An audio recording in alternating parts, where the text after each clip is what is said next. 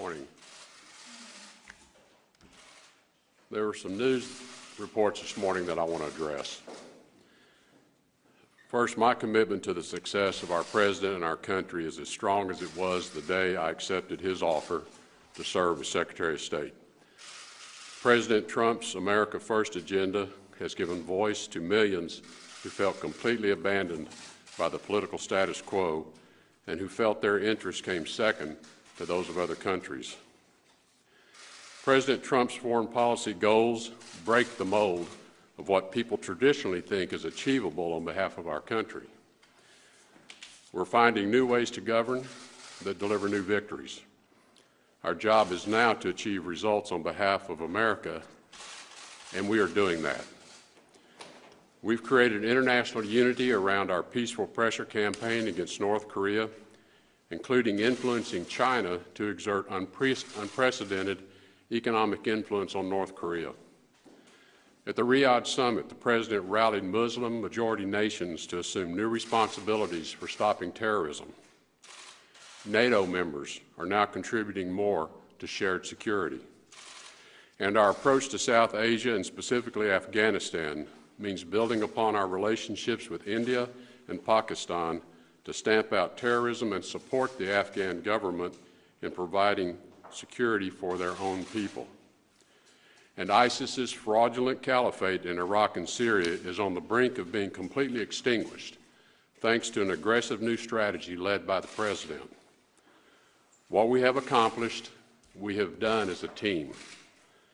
Similarly, Secretary Mnuchin has levied economic sanctions on North Korea and related entities. Countries must increasingly decide whether they will do business with North Korea or with the community of peace-loving nations. Ambassador Haley has spearheaded and achieved enormous success, passing the toughest UN sanctions to date on North Korea. General Mattis and I communicate virtually every day, and we agree that there must be the highest level of coordination between our diplomatic efforts and our military efforts.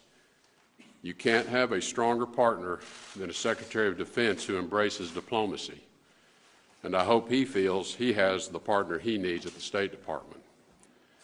And this is just the beginning of the list of partners and friends across the government who are all working for the American people.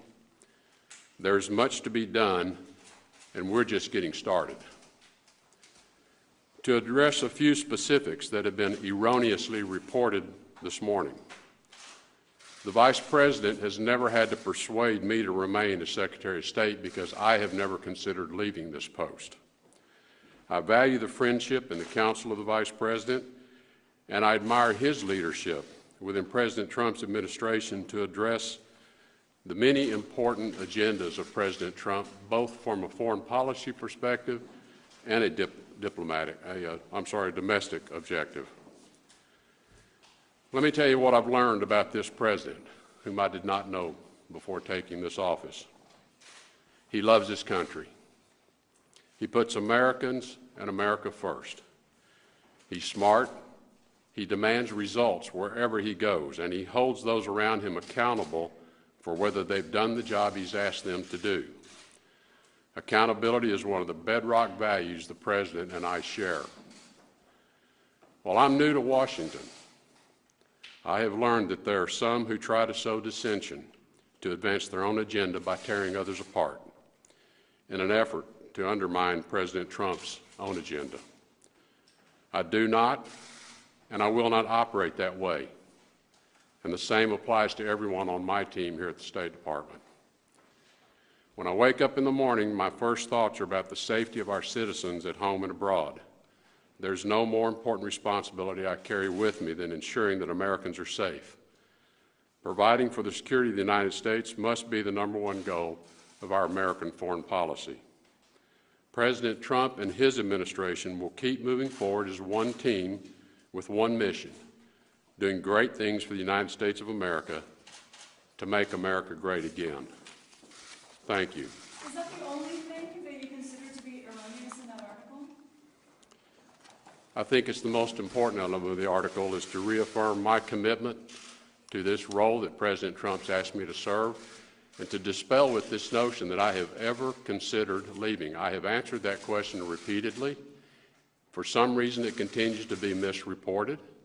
There's never been a consideration in my mind to leave. I serve at the appointment of the President, and I'm here for as long as the President feels I can be useful to achieving his objectives.